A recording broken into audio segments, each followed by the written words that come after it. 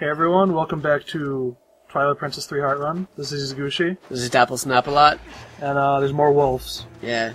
So I decided not to record that whole lockpicking tutorial that you just gave your sister over the phone. Yeah, apparently her friend locked herself out of her room with the only key that exists on Earth is inside.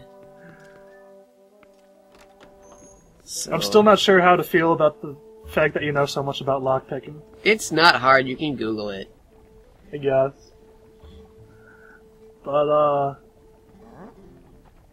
he actually said, do you have any lockpicks? You asked her that? And I'm thinking, well, if she ran out of lockpicks, she should just put more points into lockpicking skill. They don't actually break like that. Or use your multi-tool on the keypad that'll be somewhere else in the level that will also open the door. Oh, I should have told her the electric toothbrush method. Okay. You can make electric toothbrushes into automatic lockpicks. You can also use them to cheat at track and field for the NES. But not Metal Gear Solid. But not Metal Gear Solid. Revolver Ocelot will know. Also, there's a good chance that he actually won't know, but he's just, psyching you out. So, the rest of the dungeon is basically just trying to get to that key. Spoiler alert, it is the actual key this time. And, I think it's actually pretty clever. Because all you need to do is, one of those freezers is at the top of a ladder. And you can't use your ball and chain to hit him because he's at the top of the ladder. So you're busy climbing the ladder, and when you get to the top, he just knocks you off. So you basically need to hit him with a cannon. So most of the dungeon is getting to a cannon, and then getting a cannonball to that cannon. I think it's clever. Some people think it's tedious, whatever.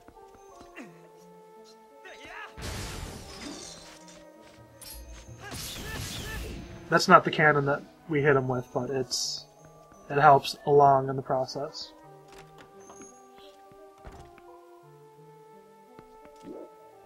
I think this is the only freezer in the entire game that you fight alone.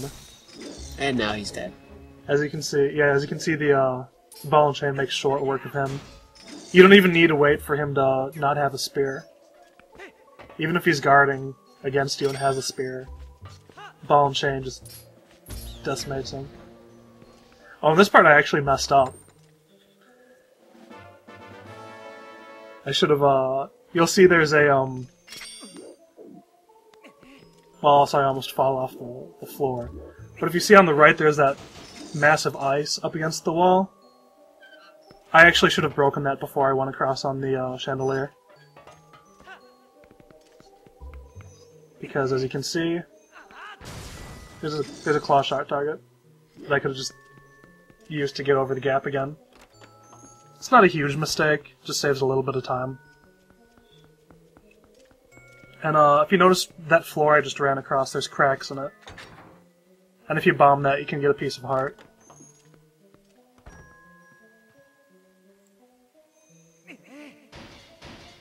That's another way to break things with the ball and chain, is just swinging it around. It doesn't do as much damage as throwing it, but it works. And, oh, here's another one where it's alone, but this demonstrates the whole you need to get rid of the spear first thing. And, so you hit this chandelier, and then there's another chandelier to the left. And if you hop across that chandelier all the way across the room, I believe that's where the other piece of heart is in this dungeon.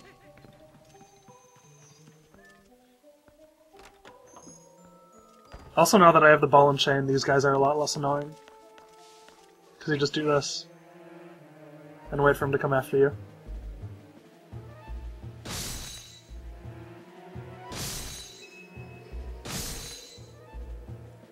It should be noted, especially on a 3 heart run where every time that you take damage really matters, it should be noted that these are the only enemies in the entire game where that strategy is 100% foolproof.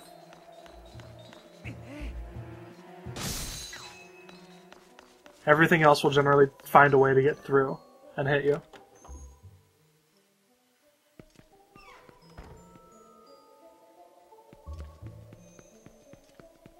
And remember when I said that the block pushing puzzle is going to get a lot more complicated. I do recall something along that lines. That happens now. Because now there's 3 blocks and I have to get the one in the middle. And this puzzle is really weird because it doesn't work the way physics should work. Basically what you do is sort of loop these around, and I want to get this up against the one that I just pushed to the middle of the other side.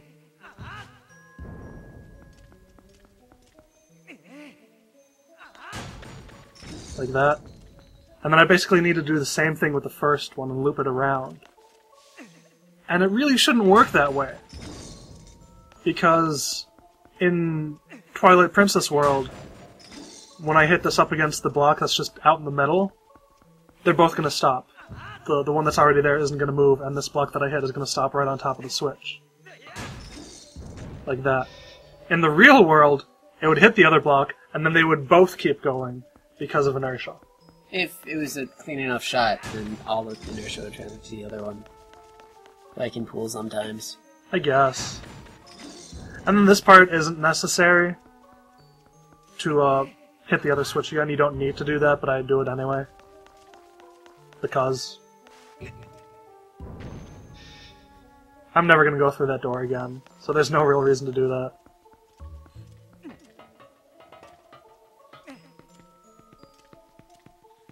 All I needed was the door at the top to be unlocked. And that's where I'm going now.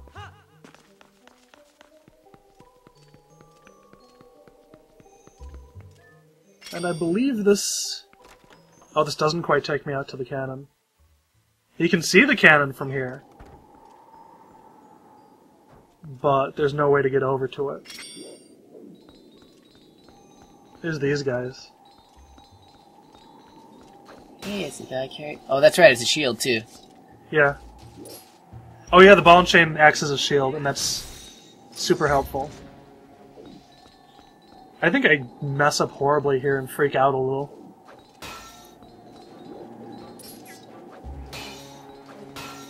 I know there was one run that was really good. And it also helped that one of these guys actually, yeah, I was freaking out here. That was a lot more damage than I should have taken. But there was one run where one of those guys just walked off the edge and died. But then enemies later just completely messed me up. I think that was the first time I made it to the boss, though. Again, there's that thing on the side where I can break the ice to reveal a claw shot target, but I don't have to backtrack at this point. I almost have to, but I saved myself.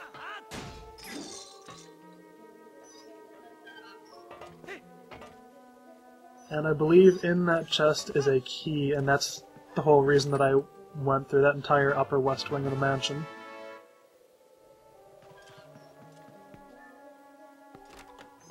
And then, yeah, I basically use it to make progress towards the cannon in the middle of the courtyard.